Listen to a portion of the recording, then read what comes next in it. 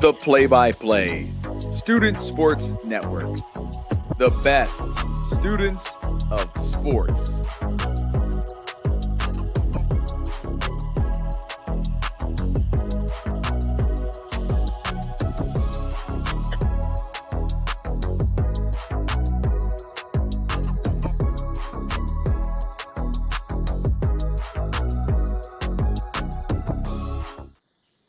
Good evening, everybody. My face is not supposed to be there. I forgot to put my sticky note on. There we go. Now we're good.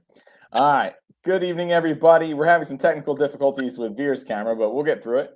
But besides that, we are here tonight to talk about some of the biggest topics in sports today, debate on what our thoughts on them, and go from there. Tonight with us, we have Harris Saiban, Jack Cunningham, Veer Chopra, and Alana. So another stellar night of awesome students of sports that know a lot about what's going on in the world of sports. So now Veer's upside down. We'll get him the right side up eventually. It's all good. All right. We'll get to our opening arguments and see if Veer can figure how to get the right side up. So our opening arguments tonight are about the NBA playoffs. Who is going to win the Western Conference? The Eastern Conference seems like it's down to three teams: the Celtics, the Milwaukee Brewers, that ain't a basketball team, the Milwaukee Bucks, as well as this Philadelphia 76ers if Joel Embiid can carry them. But the West is wide open. The Denver Nuggets haven't been playing well lately. The Los Angeles Lakers are all of a sudden a juggernaut again and healthy. Golden State's still the defending championship. Ja Morant's really good at basketball. Phoenix has KD. I mean, there's so many options out West.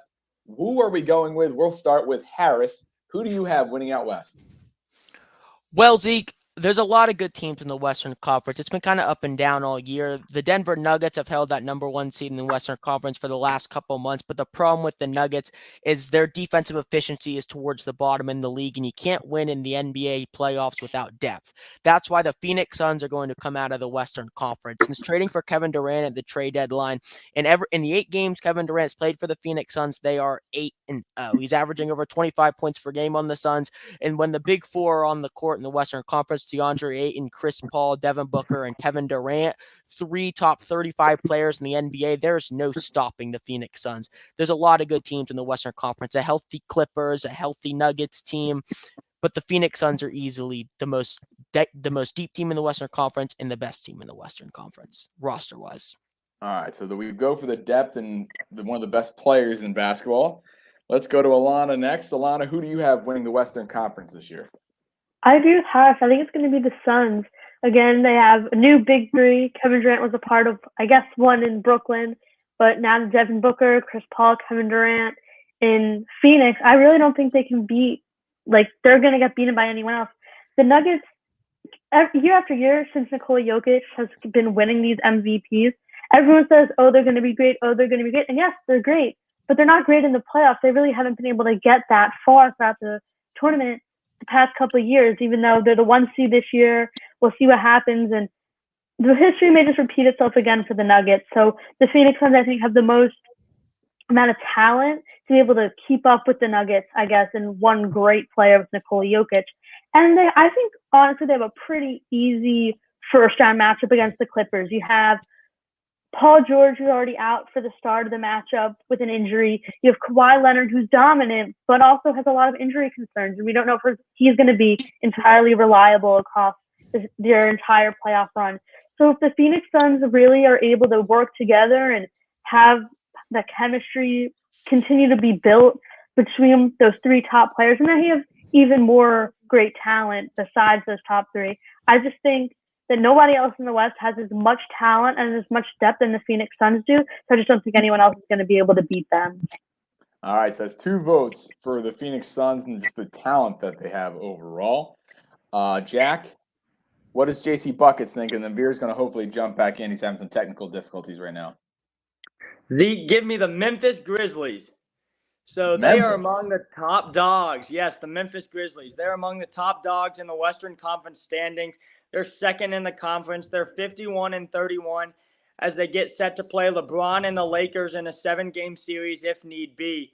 They have a balanced team, and 4 guys who can make the Grizzlies go far in the playoffs are Ja Morant, Steven Adams, Jaren Jackson Jr., and Dylan Brooks. Morant is the leader of this team and is such a quick and crafty guard who can create his own offense.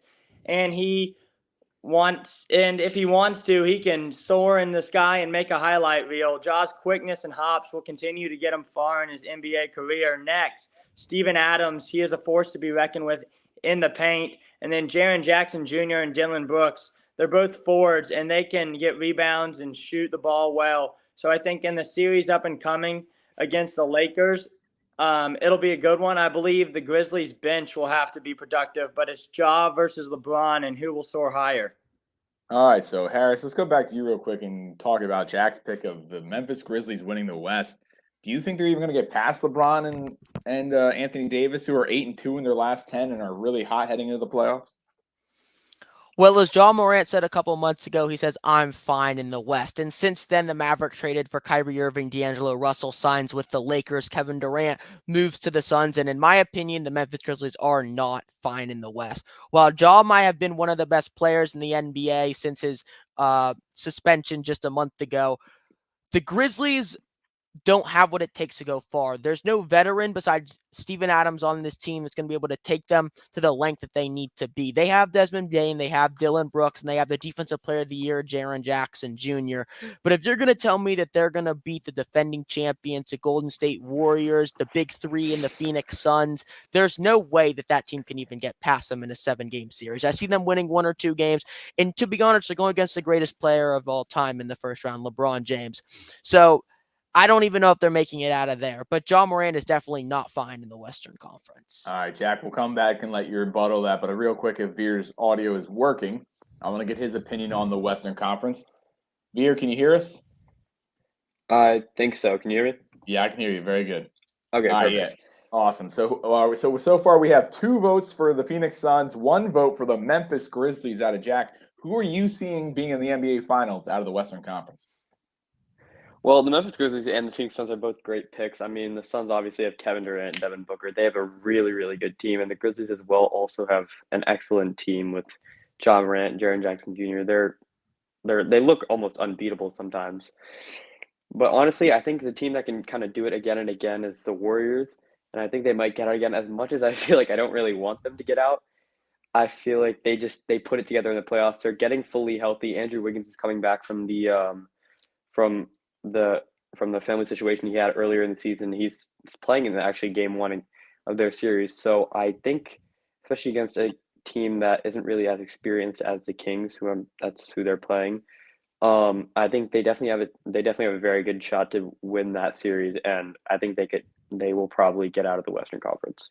All right, Alana, the Kings kind of shocked a lot of people, winding up the 3rd overall seed, breaking a almost multi-decade drought of missing the playoffs this year. Do they stand a chance against the Warriors? And if not, and the Warriors move on, what do you think is preventing the defending champions from getting back to the finals? Yeah, I really don't think it's going to be much of an issue for the Warriors to get past the Kings. Like Veer said, they don't have a lot of playoff experience among their players. I think they have a great future ahead of them, but I just don't think they're going to be able to get past a Warriors team that has a very similar roster to what they had last year when they won the championship. I mean, it's going to be – I feel like we're not looking enough at the Warriors. I think they do have what it takes to get back to a championship yet again. But a team that I think may cause them some issues is possibly either the Denver Nuggets or the Suns. I think that both those teams would be able to put up a great fight against the Warriors, but I do think that the Warriors have a great shot at it against this Kings team who, yet again, like I said, don't have a lot of playoff experience. So you think they have so you pick the Suns. So if the Warriors come up against their old friend Kevin Durant, you think the Suns have the talent to take down the reigning champions? I think it'd be a really close game, but I do think the Suns would be able to overcome that team. And I know last year the Suns struggled a little bit, but I think the addition of Kevin Durant would really put them over the Warriors. All right, Jack. So I'm going to let you rebuttal now because Harris kind of said your pick wasn't very good. There's really no other way to put it. So what do you have to say to Harris? Why is Ja Morant good enough to carry his team past all the other teams in the Western Conference? Yeah, I mean, I believe that the Memphis Grizzlies and Ja Morant can make a strong run to the finals. in the West, I mean, I think, the key matchup, the two key players for each team and the leader for each team, of course, is Ja Morant and then LeBron James. That's the first matchup they're playing, LeBron and the Lakers. But I think a key matchup that'll be fun to watch and will be, a deciding factor is the guard play with Ja Morant and D'Angelo Russell. I think Ja has the edge just because of his quick and crafty ability to facilitate with the ball.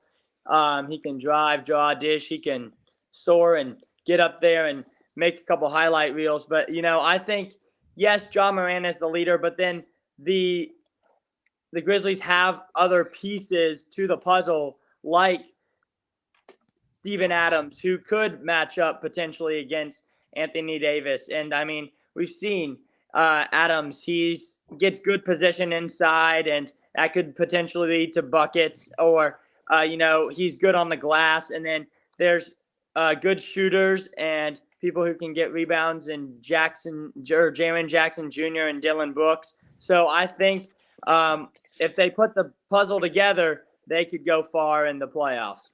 All right, so he's sticking by his pick of the Grizzlies. So real quick, let's go to Veer. Since you're the Sixers fan here, we think that this Joel Embiid, we're hoping, has finally overcome Nikola Jokic in an MVP race. Mm-hmm. The one person we haven't really talked about is Nikola Jokic, a little bit here and there. Why do you think we're sleeping on the Nuggets as the number one seed heading into the playoffs? What about them is not allowing them to move on? I don't really know, actually. They are a really good team, and obviously they're the number one seed. So I think they have the second best record in the NBA in total behind the Bucks. But I just think they just might not have it all. I mean, Jokic in himself he's almost half a team by himself. He's just that incredible. But I feel like if the supporting cast has a couple off days, which I think is 100% possible with Michael Porter Jr. and Jamal Murray, who aren't the most consistent of players to say the least, I think it could come down to like a game 6 or a game 7, which decides it. And at that point, Jokic can't carry the entire team by himself. So if it comes down to which is what I'm predicting to a Warriors matchup where Klay Thompson, Draymond Green, and Stephen Curry are going against Jokic when Michael Porter and Jamal Murray are on off night, I'm taking the Warriors 99 times out of 100. I feel like it's just because Jokic might not have as good of a supporting cast as he might need because they're just not as consistent or consistent enough to be able to fuel them to a really deep run in the playoffs. All right, so quickly around to everybody, I just want a yes or no, maybe a sentence explaining why. Do we have a 6 and 7 seed in the semifinals of the Western Conference in both the Warriors and Lakers winning their first round matchups past the Grizzlies and Kings? I think we already know Jack's opinion, but Harris, are both the 6 and 7 seeds moving on after their first round matchups? Yes, I think they do both move on through their first round matchups again. I think it's pretty easy as well for them to. All right. It's definitely not happening in the East, so that's why it's kind of interesting in the West. You have a 6 and 7 team that could go maybe even to the Western Conference Finals. No one, I don't think, would be surprised. Veer, yes or no? Warriors and Clippers both winning as lower seeds? Yeah, 100%. I mean, the Lakers are a really good team, and since they've gotten healthy, they've become pretty good, and I think they can definitely beat the Grizzlies. And as I said earlier, the Warriors are also getting healthy at the perfect time, and they're catching their stride. So I think their series against the Kings will be close, but I really don't think it'll be an issue for the Warriors or the Lakers to get into the next round. All right, Alana, how do you feel? Both. I think the Warriors are gonna make it, but I don't think the Lakers are. All right, so the Lakers to you are falling to the Grizzlies, which obviously we know is how Jack feels. Jack, how about the Warriors? Are they going to win their first round matchup against the Kings? Yes, I think they will. I mean, Stephen Curry, without a doubt, is the best shooter in the NBA, and they have a great supporting cast with, Klay Thompson, Draymond Green, Jordan Poole, Andrew Wiggins, and this team, they're looking to defend the title, and if they get hot at the right time, I think they can go far. But right. I'm sticking with the pick. The Grizzlies will take care of business against the Lakers. All right, Lakers and Warriors, the only teams 8-2 in the last 10 in the Western Conference. So we'll see what happens there. But on to our next topic. It is time for our head-to-head round we are going to talk about what sport has the best way to decide their championship, the playoffs, or however it might be. The first matchup we're going to have is between Alana and Harris, head to head. Here we go. All right. So Alana and Harris, the video is playing one more time, and there we go. Awesome. All right. So I'm going to go to the bottom, bring Alana back to the top here. All right. So starting with Harris, actually, we'll start with Alana because Harris started the last topic.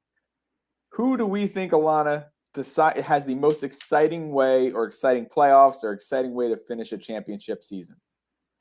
Yeah, I think a lot of people expect it to be March Madness. We just saw all the craziness, all the upsets there. The NBA, which we're seeing to start kickoff. But I think the NHL has the most exciting playoffs and the most exciting championship.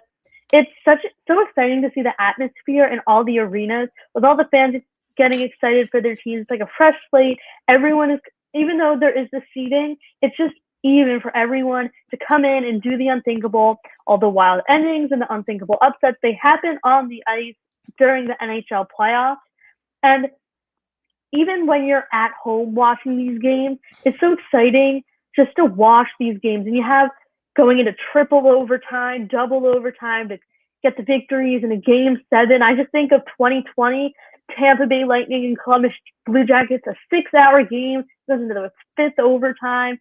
You know, the arena was empty because it was 2020 and all the fans were at home, like thousands of miles away from, I think the game was in Toronto, and got Tampa Bay Lightning fans screaming when Braden Point finally scored that goal after 6 hours. But it's nothing like it in any other sport, the amount of energy these fans have for the playoffs. And the players feel it too. You know, during these games, it's basically all hands on deck for the teams to work together and bring a victory home. And unlike a basketball where you have a couple stars really leading their teams to victory, you have these guys you've never even heard of making huge plays for their teams. I just think in any other sport, it's not comparable to what the NHL does during the playoffs. Yeah, sudden death overtime is hard to compare, and no other sport has that. Harris, what sport do you have having the best playoffs or way to decide their championship? Well, the NCAA has March Madness, and in my opinion, it's the best tournament in any sport that's ever been created on this planet. 68 teams get put into one basketball pool. 4 of them compete in a round, and only 2 of them make it. Then you have 64 teams competing against one another from 1 to 16 seed. You have 32 games in the first round. 32 of those teams advance to the next round. Then you got the round of 32 where 32 teams battle against one another again. 16 of them advance to the Sweet 16 where those 16 teams battle to the Elite 8, to the Final 4, and to the National Championship. But anything can happen in March. You know, a lot of the times in these playoffs, your favorite team, your number 1 seed, makes it all the way to the finals. But in March Madness, anything can happen. Purdue, the number 1 seed in this year's March Madness tournament, the team that held the longest AP number 1 ranking in the college basketball season, got knocked out by Farley Dickinson University, a 16 seed in the first round of college basketball. You do not see that in any other sport. This year in March Madness, the final 4 teams, not one of them was over a 4 seed. The highest seed was 4 seed UConn. 11 seed FAU or 9 seed FAU almost made it to the national championship game. In the Final 4, a 17-foot shot by Lamont Butler made SDSU go to the national championship. 2 years ago, Jalen Suggs hit a buzzer beater from half court to beat UCLA in the Final 4 to advance the national championship game. There's nothing like March Madness. It beats the NBA in its college sports. People prefer watching college basketball over professional basketball when you talk about their tournament style. I mean, I'll definitely agree with that statement that the college basketball is definitely better than the NBA playoffs for sure. I mean, somehow, I think there's just so much magic in March for some reason. There are so many more buzzer beaters in that than there are in the NBA.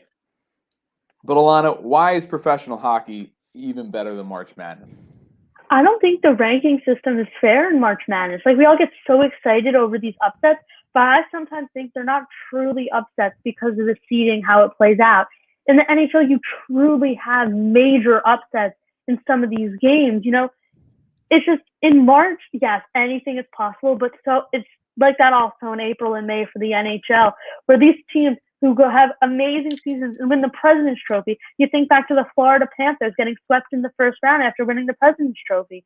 It's something that the ultimate top team in the NHL can just be out like that after 3-4 games you play in. Unlike in March Madness, where I think a lot of the teams are unfairly ranked, and we get so excited over these what we call upsets when I don't know if they truly are.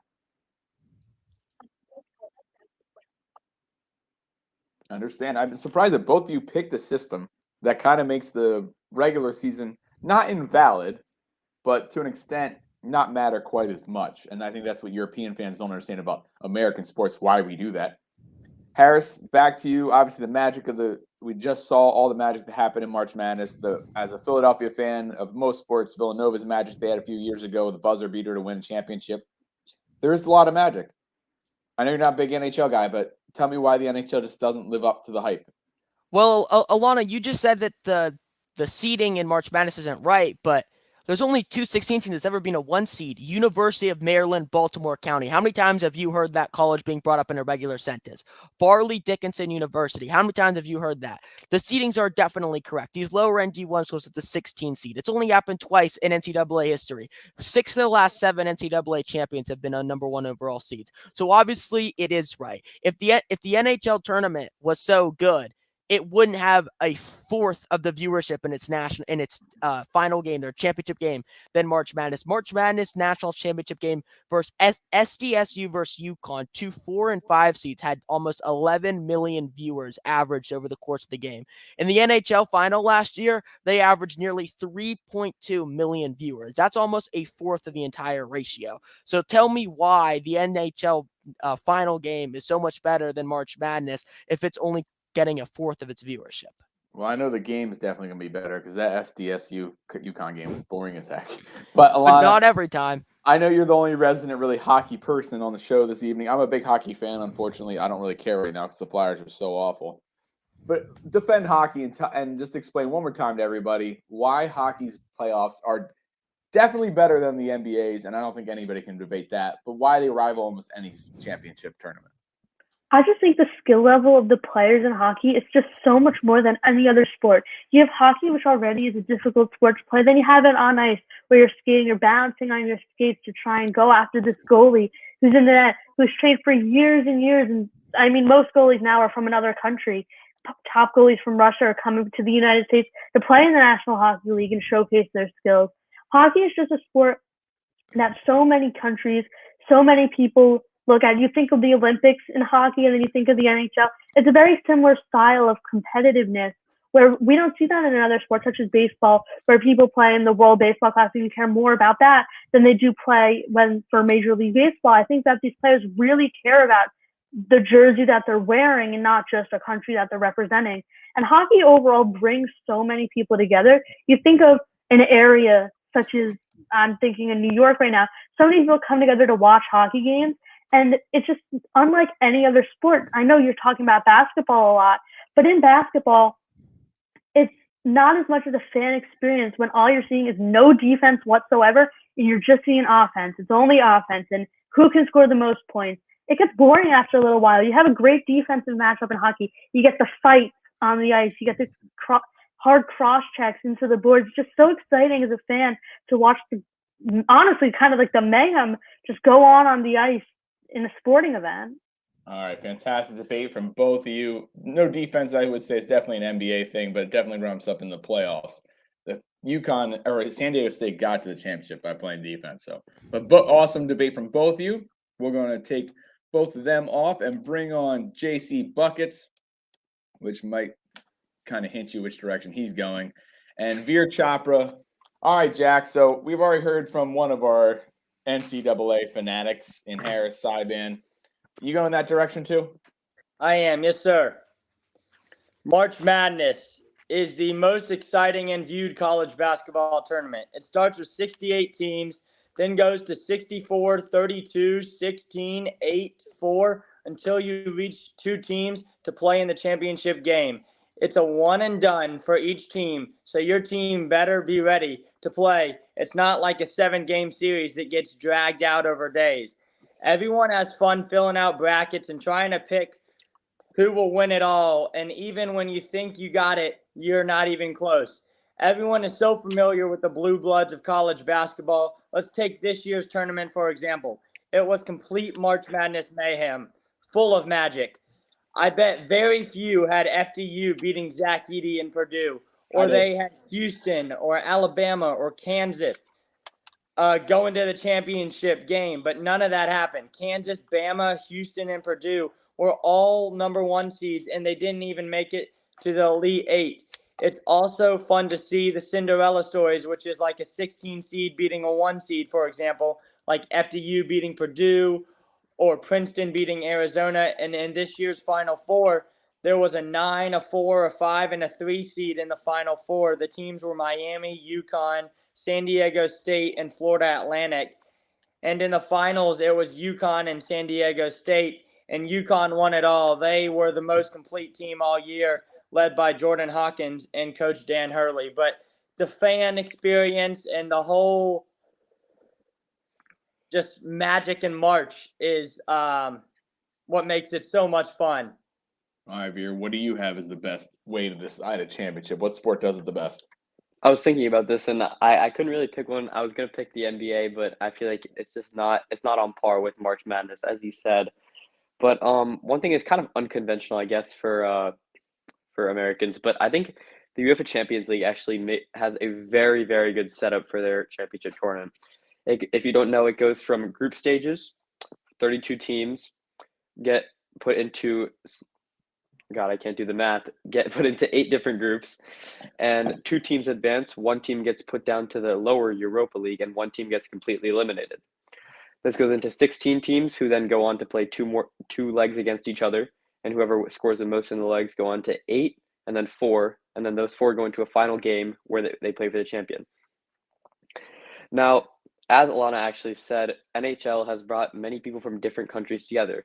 Well, I think soccer is honestly the definition of that. With last year's Champions League winners, Real Madrid, I believe only had 3 people from the same nation in their starting lineup.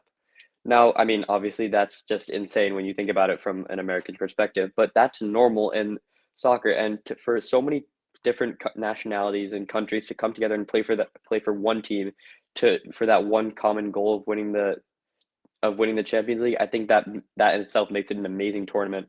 And also the idea of teams, first of all, having to qualify for the playoffs, for the quote-unquote playoffs after they make it into it, but then also having to play at both their home stadium and away stadium, making it honestly a perfectly level playing field for both teams to eventually, where they play in a neutral ground for the final, where it's almost always an amazing matchup. All right, Jack, I'm not sure how much Europa League soccer you watch, but it's obviously the biggest tournament in the world outside of the World Cup. So worldwide, it's definitely bigger and better than the March Madness. But in America, we do things a little different. So tell us again why the Europa League just doesn't live up to the low-paying version of a tournament where the kids, well, most of them don't get paid in March Madness. Yeah, so I mean, soccer, it might be the world sport, but it doesn't match anything compared to March Madness and the college basketball experience. If you're a college basketball fan, you're just waiting for March because there's so much madness that happens in March. You never know what's going to happen. But honestly, the fan experience is probably one difference where there's going to be probably more people or more viewership watching a March Madness game than a soccer game, as well as, soccer games can drag on, and March Madness and a basketball game is like a set limit. Like, you're definitely going to have a winner in a basketball game. In a soccer match, you could end in a tie, or you could end, 1-1, or you could have a winner, but like it could end in a tie potentially. And so like, I feel just like March Madness and the way they do things, the NCAA, it's much more better than the UEFA League, and basketball is just more interesting to watch, in my personal opinion, than soccer. All right, Veer, what do you have to say? Don't get me wrong. I played basketball for like 8 years probably. I love it, and I love March Madness. But I mean, coming from, first of all, the Champions League actually can't end in ties. They have to have a winner for each game, but besides the point. They have actually significantly more viewers than almost every March Madness game because, first of all, stadiums are built to hold near almost 80,000 people every single time, which in itself is more than March Madness games, and people all around the world are watching it. I mean, I know I myself in some of my classes, I know people that are watching the games there, and I think that just because of the Champions League actually happening in the middle of the league season, it's actually almost similar to March Madness in my eyes, where the teams that won their tournaments or their leagues are actually coming in as the players in the Champions League. It's almost somewhat similar, but I do think the fact that they're playing in at the same time in their other leagues and the focus and the endurance they need to have for their bodies to be able to play 2 or 3 intense and physically draining matches in a week is completely different than March Madness, where basketball isn't as physically draining maybe as soccer is. Okay, both of you fantastic points. Soccer is obviously the bigger around the world, basketball bigger here. Both fantastic tournaments. Awesome. So that was our head-to-head round. Let's get back to having all 4 people on. And it's time to get excited. All right, who is the most exciting person coming out of the draft that is not a quarterback? That is our question today that we have. We're going to move myself back in the middle where I belong. All right, let's start with Veer. You haven't started us off yet, Veer. Who are you most excited to watch in the NFL once they become a pro that is not one of these quarterbacks that are going to be drafted pretty high? Honestly, actually, not even from the start. I wasn't too excited about the quarterbacks. Obviously, there are some really great ones: Bryce Young, Anthony Richardson. But I actually think my favorite prospect, anyways, coming into this draft, no matter what, was going to be Will Anderson Jr. Out of Alabama. He's a linebacker, edge rusher. He does it all, honestly. But he is a premier pass rusher, and honestly, I think whichever team he gets drafted to will be ridiculously lucky because this kid he's unreal. I mean, honestly, I think he had a really good bid for the Heisman when Bryce Young won it. I don't exactly remember his stats, but it was somewhere near 15 sacks and an unreal amount of tackles for loss. So I think Will Anderson Jr. is one of the best prospects, and I think he will definitely get picked in the top 5. And I just cannot wait to see what he does when he gets to the NFL and how he just wreaks havoc on other teams. All right, Will Anderson is a lot of people considering the most safe pick in this draft, so I guess we'll find out. He is exciting. Alana, who are you excited to see besides the quarterbacks? Yeah, there are a lot of great offensive players in this draft this year, but I really like Peter Skoronski out of Northwestern. I think he's going to make a major impact on any offensive line that he's going to join in the NFL.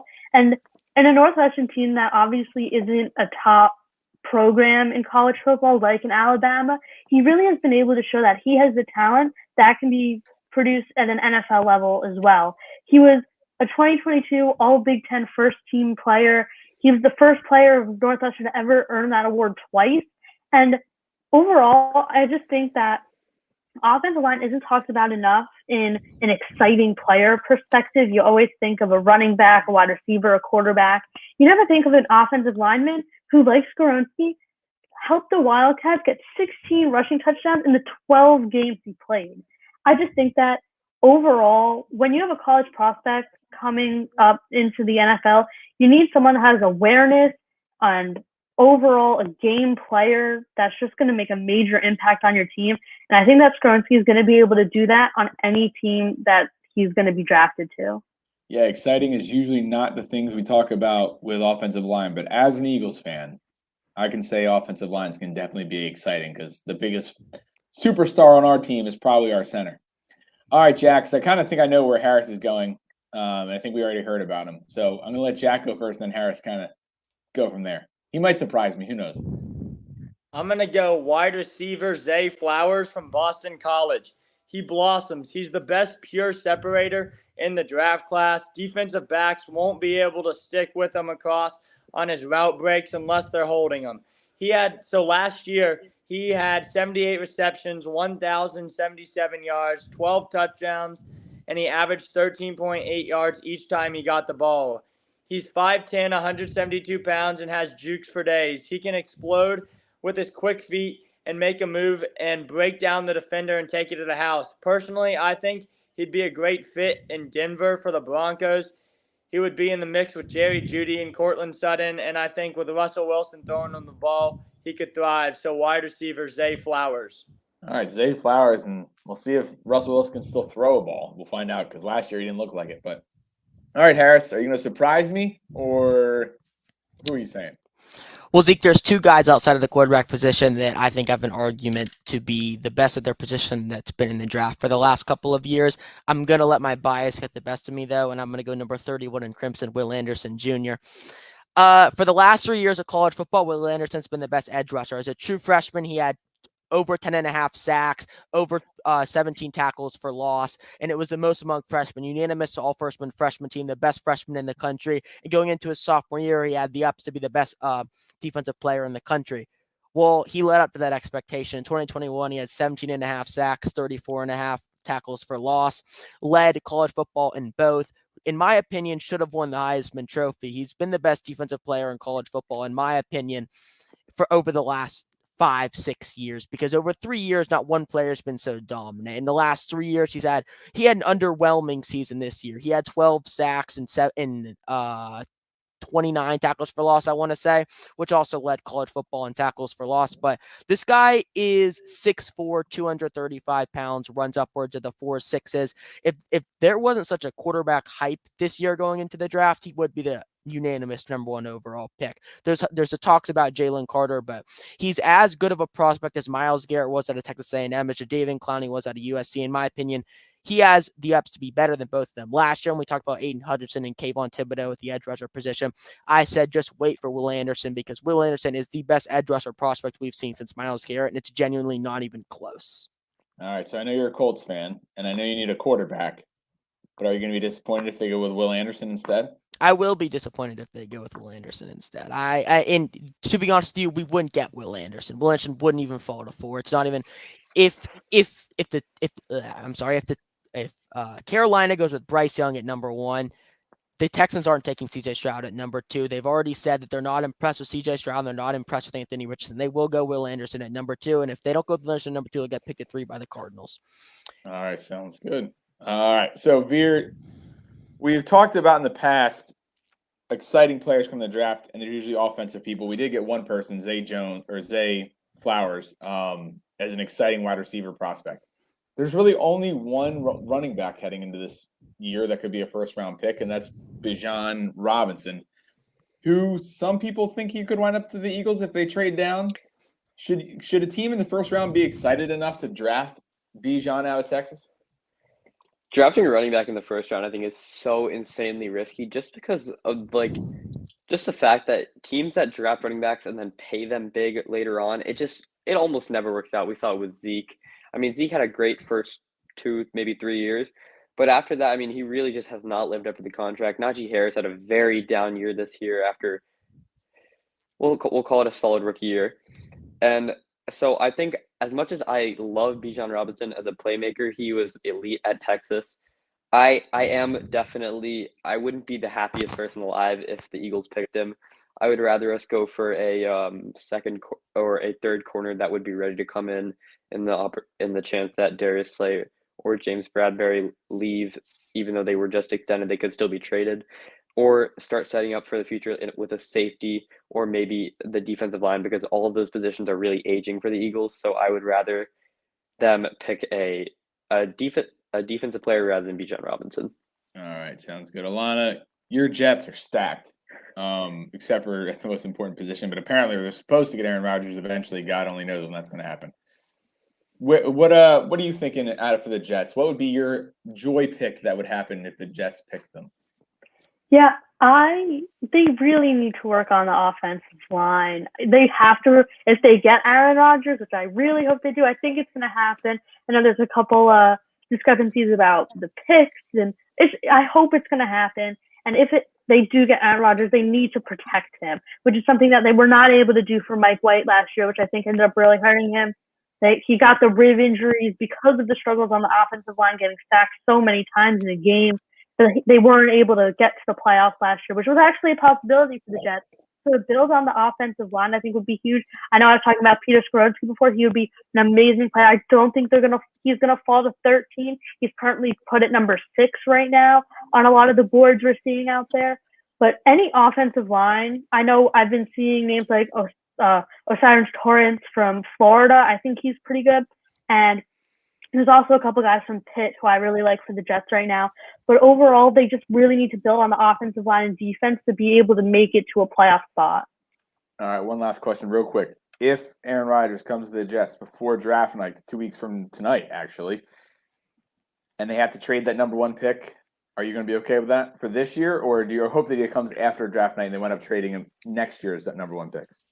I would be okay with it this year. They just need to get to the playoffs, and I think that they do have what they need right now to get to a playoff spot. And if they don't have a first, I would much rather them not have a first rounder this year than to lose it next year. Because if you get Aaron Rodgers and you have an off year next year and you don't trust him going into 2024, you want to have your first round pick as a backup. So I don't want them to give up that first round pick. I don't know if they have to give it up this year, maybe on draft night for a couple more either picks later on or another big name to come with Aaron Rodgers, but don't trade next year's pick.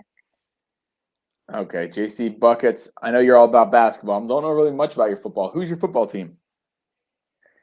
The dreadful Atlanta Falcons, but rise up. I still believe, the Atlanta Falcons, they've been signing some defensive players and some safeties, but, without Tom Brady, we might have a chance. We'll see. We're just looking for a winning season.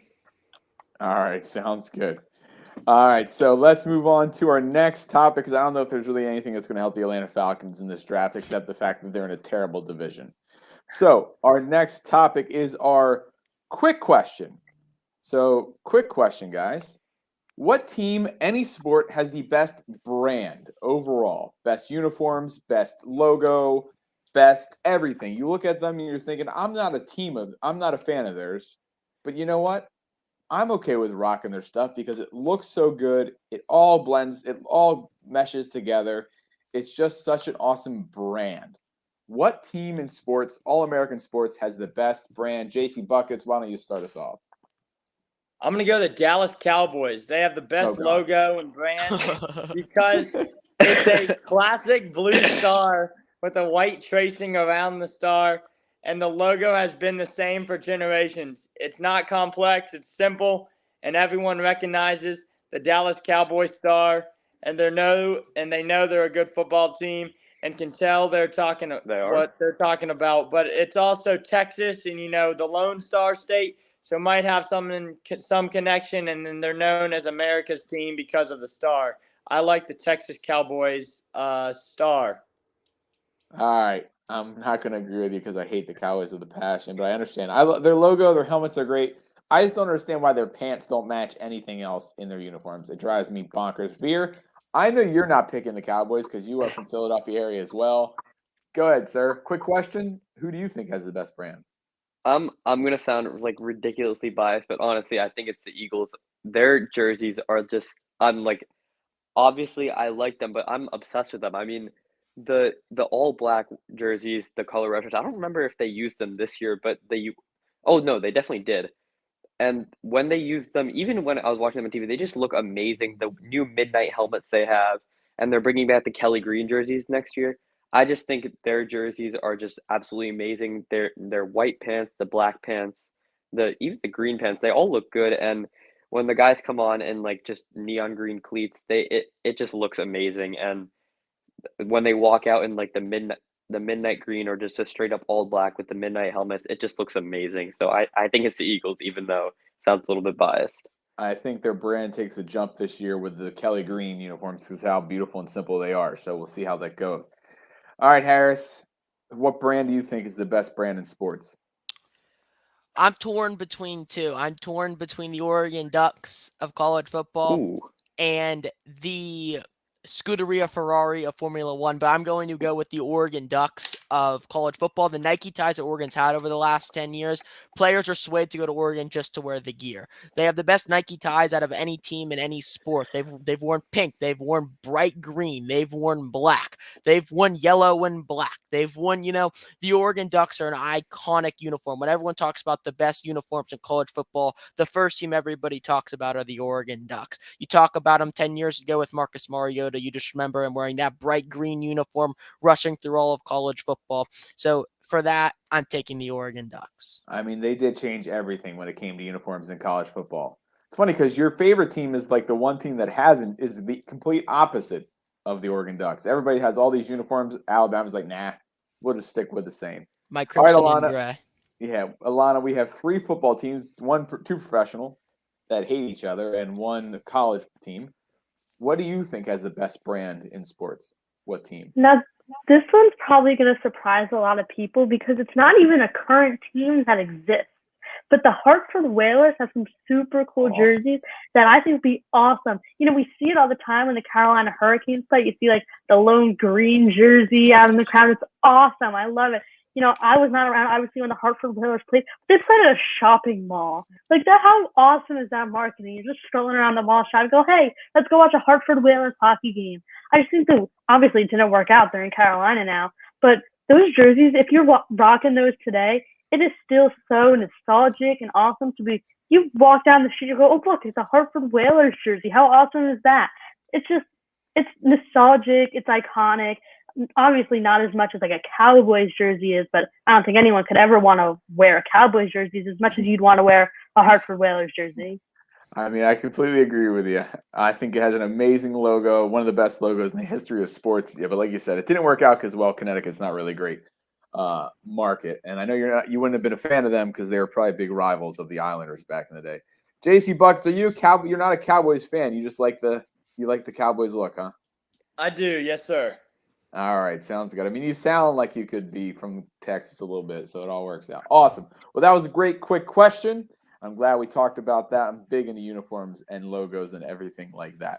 And now, as we all know, it is time for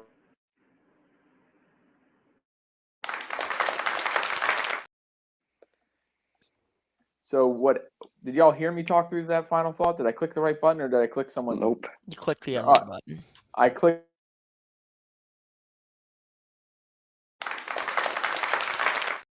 Stop doing that. Just tell us. You What, did it yeah, again. just tell us what we gotta do. It's not supposed to have sound underneath of it. Let's do this again. Final thoughts. I'm not going to hit that button again. Everybody gets to have a final thought about anything in sports. Give us a hot take or a rant about something that you are passionate about in sports. Let's start with JC Buckets. I don't know if you start us out, and I think you have, but who cares? It is time for your final thought. My final thought, I'm going to go with somebody I'm looking forward to seeing in the rounds and get for the NFL draft. I like running back Kendre Miller from out of TCU. Miller created mayhem all season in the backfield. He was RB1, and last year he had 224 attempts, 1,399 yards, 17 touchdowns, averaged 6.2 yards per carry. And throughout all last year in the regular season, he only had 1 fumble. TCU had an electric offense and all season and put up lots of points each game, and he played a big role in the blowout victories and in every game. He was ruled out for the national championship game against UGA, but I think if he played, it would have changed the game because he was such a crucial part of that TCU team. So, I mean, his college days are over, and he's looking to go into the NFL draft, and I just look to continue to see how his career progresses. All right, sounds good. I'm surprised with that shirt you're wearing. You didn't talk about John Rahm and how he did in Augusta last week, which was amazing to watch. All right, Alana, it is time for your final thought. I think you're muted, Alana. All right. This past spring break, I spent it in Kansas City, and it's an awesome sports town. You got the Chiefs in their past championships, hosting the NFL draft this year. It's awesome. I was watching them build a huge stage where the draft is going to take place in about 2 weeks. You got great baseball over there, gorgeous stadium. But you also have a T-Mobile Arena, which is sitting in downtown Kansas City, currently empty, which it was originally a couple years ago. There were talks about the Islanders moving there. Didn't work out, thankfully. I'm happy about that one. But it's currently sitting empty. It's this beautiful arena sitting in downtown Kansas City, not hosting anyone. So I think both the NBA and WNBA are looking to expand. And I think both of them should move into T-Mobile Center in downtown Kansas City and create 2 basketball teams in just another amazing sports city with fans who love their teams. I think it'd work out. You've already got an arena to play in. You already have amazing dedicated fans who you know the second you announce that, they are going to be jumping on your bandwagon. You're going to have amazing fan base in that city. And I think that should be our next location for a WNBA team and an NBA team. All right. I mean, the fans in Kansas City for the Chiefs are really passionate. When the Royals were good, and I know that their soccer team gets a lot of fans in their stadium as well. So we'll see what happens if Kansas City gets an NBA or NHL team if they've got an arena. Who knows? All right. Veer Chopra, it is your time for your final thought. I think my final thought, it's kind of, I guess it's unconventional, but I think track and field might be one of the most underrated sports, especially in the Olympics. I mean, I've personally talked to a lot of people and they say like track and field is one of the most fun things to watch during the Olympics, but I think just in general, I mean, it's a little bit tough to watch outside of that. But during the World Championships that actually recently happened in the United States for one of the first times at Oregon's stadium, which is a beautiful stadium. I want to go there so badly. But it's honestly one of the most underrated things to watch. And watching like Usain Bolt win 3 gold medals or winning 9 gold medals in 3 Olympic Games, I feel like, and watching him break world record after world record, it's just unparalleled. And it's just so interesting to watch every single time. And I personally love it. And I think it would be really cool to see it be expanded more and more. All right, yeah, track and field. The most thing that people watch is that 100-yard dash. Outside of that, it seems like it's something that kind of falls under or off to the wayside, and no one really pays attention except for every 4 years. So maybe it will become bigger one day. I don't know if anyone will ever break Usain Bolt's records now. It seems like they're out of reach for some reason because he's a super freak. Well, all 4 of you did a fantastic job. Thank you so much for being on tonight, Jack, Veer, Alana, and Harris. Now this is the hard part. Who do I give the win to? Who do I give a penny for their thoughts? Well, Jack, the fact that you still can't figure out how to make your phone go full screen, I'm not sure I can give you the win. Veer, you're on and off. You did great. Great thoughts. Oh, Jack, also, since you picked the Cowboys, I definitely can't choose you. Veer, since you had technical difficulties, I'm not sure. That was just the start. I know, but you were fantastic after that. I never gave my final thought, Zeke. Oh, wait, you didn't give your final thought? All right, well, then maybe that'll make a decision. Harris, give us your final thought. Well, my final thought, we're going to talk about a bit of the NBA. So since Paolo Banchero went #1 last year, everyone for the last year has been talking about Victor Wembanyama. But then everyone else now has been talking about that point guard from G League Ignite, Scoot Henderson, who they say would be the #1 overall pick in any other year besides this year because Victor Wembanyama is the best prospect of all time. But I believe that Scoot Henderson between now and the NBA draft will not be the #2 overall pick.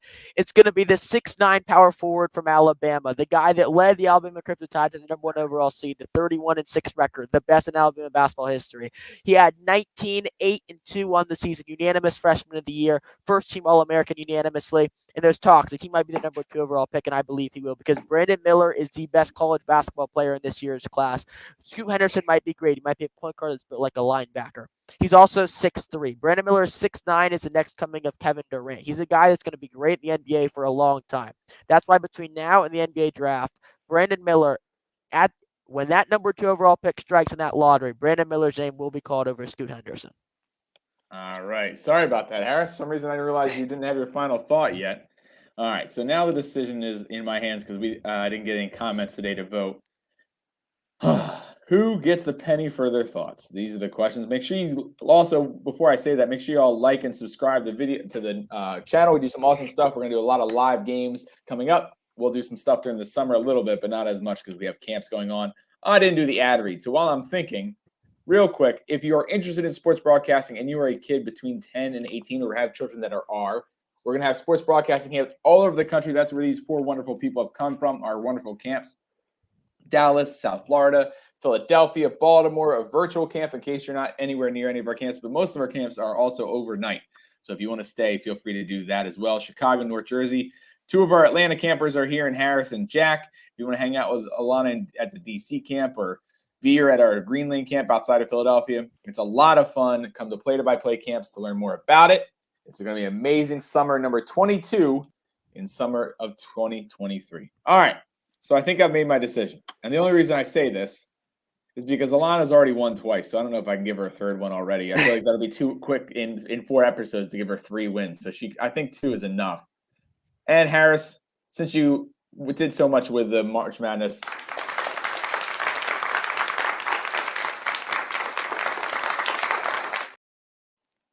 Harris gets a penny for his thoughts this evening. Very good. All of you were fantastic today. I really appreciate you all jumping on.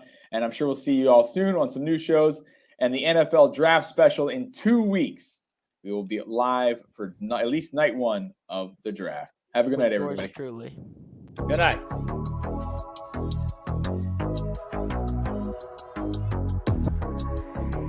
The Play-by-Play Student Sports Network. The best students of sports.